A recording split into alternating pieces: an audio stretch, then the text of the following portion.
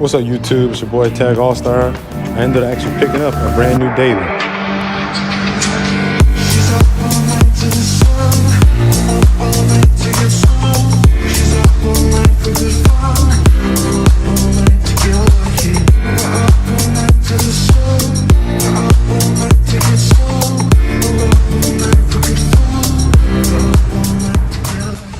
As you can see, I got an S550 Mustang. It's a 2017.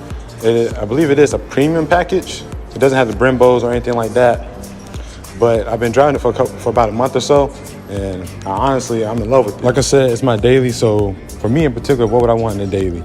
Now, for most people, it would probably be like your standard car, four-door, whatever, which is what I had with the Civic. It was really fast. I wouldn't say it's really fast. It can be pretty quick with a tune. And it was a lot of fun to drive. But now, I'm a drift kid, so rear-wheel drive is my thing. So I ended up, trading in the Civic for the Mustang.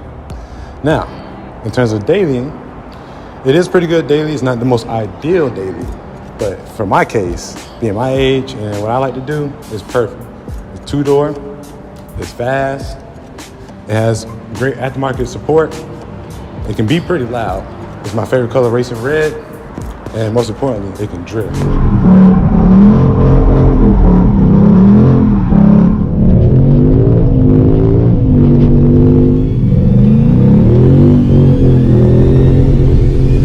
I've actually been wanting this car since it first came out, since the new chassis came out. Any other Mustang didn't really appeal to me other than the Fox bodies or like a 69 Mustang. And then when it came out the S550, I was like, oh my God, what is that? Because one, it looks good. Two, Mustangs always sound good. It sounds good. And even better, it drives better than the previous models. So this one actually has the independent rear suspension rather than the solid rear axle, which is something that you really need when you're trying to, I say, get better lap times, drifting, or anything sporty. It'd be a lot better to be able to tune your suspension individually for each side. Yes, sir, it is confirmed, Coyote. I do not have an intake or anything yet. And I will be doing the GT500 valve cover conversion because these valve covers are garbage. I don't know why. For 2015 to 2017, they put these valve covers on here, they're plastic. And the bolts in the back on both sides are blanks, basically. So after a while, it'll start leaking oil pretty bad onto the exhaust. And it was so bad that my car actually started smoking. But I ended up fixing it, changing the gasket, and putting a little silicone around this side. I had to change the other side. I probably should have, but I was being lazy.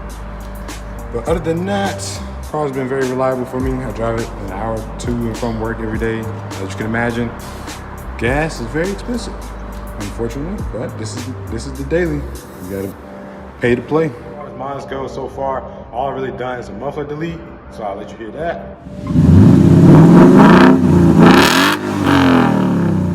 And then I've done a RTR style grill. Now, as far as this grill goes, it was an okay installation, but I ended up breaking this part right here on the bumper.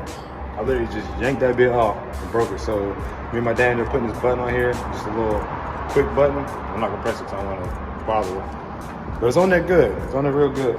So as far as this light goes, you get what you pay for. It works good. But down here, for whatever reason, right here, the LEDs don't work. I'll show you. So like I said, right here, it's hard to tell on the camera, but these LEDs stopped working for some reason, but the rest is fine. So continuing on with the aesthetics, this car's gonna be mostly an aesthetic car because it's already pretty quick already, and I don't really plan on doing any crazy like power mods or anything like that because it's not necessary, like I said, daily. So as far as the wheels go, I'm probably gonna put my 18s for my Civic on here. I know it's gonna look a little funky, but the plan for that is to probably run one, lower it, and two, run slightly thicker tire. I'm gonna run that just for fun until I get like bigger wheels and whatnot. And then my biggest thing, because I want this to be kind of like a Need for Speed kind of looking build. Because most people on YouTube, when they get a Mustang, especially if it's a 5.0, they do the classic American thing, exhaust, tunes, all that, take it to the drag strip. For me, I'm a JDM kid. I have an American car, so I'm gonna make it JDM style. So we're gonna get a wide body kit. Unfortunately, I'm gonna have to scrap the emblem. Might figure out a way to still include the emblem on the kit, but we'll see. Do a better side skirt. And then I want to do a GT350 style wing. Now, I'm not about to buy the carbon fiber one. It's just going to be the eBay one. So If it breaks, it breaks. If not, it'll be all right. So we'll probably do RTR badge right here. RTR style splitter. So if I want the diffuser on the back, not splitter. I want the diffuser on the back to actually be the same color as the car. Like the same way this is right here, where it's black up top and it's red on the bottom. Now as far as the exhaust goes, all I have is muffler delete right now. Got an X pipe coming for that, so that should sound pretty good and be really, really loud. But I actually found a company, I can't remember what they're called. I think they're long tube headers. They're the Scorpion exhaust, which actually give me the high pitched sound I actually want out of this car. Now, most people, as Americans, want the deep tone and whatnot. I like the deep tone down low, but I favor the high-pitched sound that the Coyote makes. So that's what I want from that.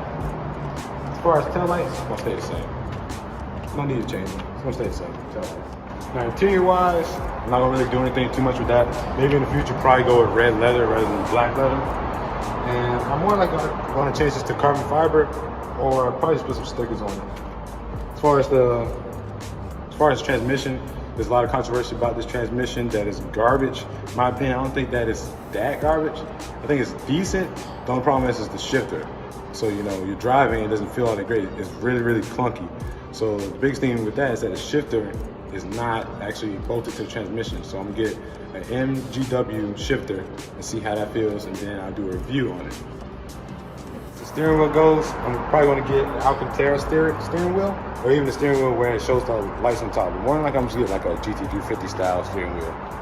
And then that's about it really for the interior.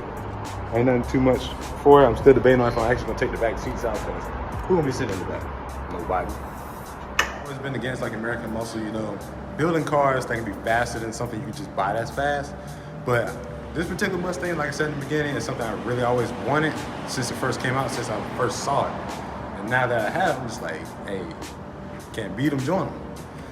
But at the end of the day, I'm still JDM. I know most of you on my channel are actually here because of my Lexus, and I'm still working on that. The build process takes forever. I ain't even gonna lie. Still got more stuff to go with it. Got starter and exhaust to do, and then an ECU mod, which would be just wiring and stuff like that, and then it'll be all good. I'm ready to hit the street, start drifting, and do all kinds of crazy stuff.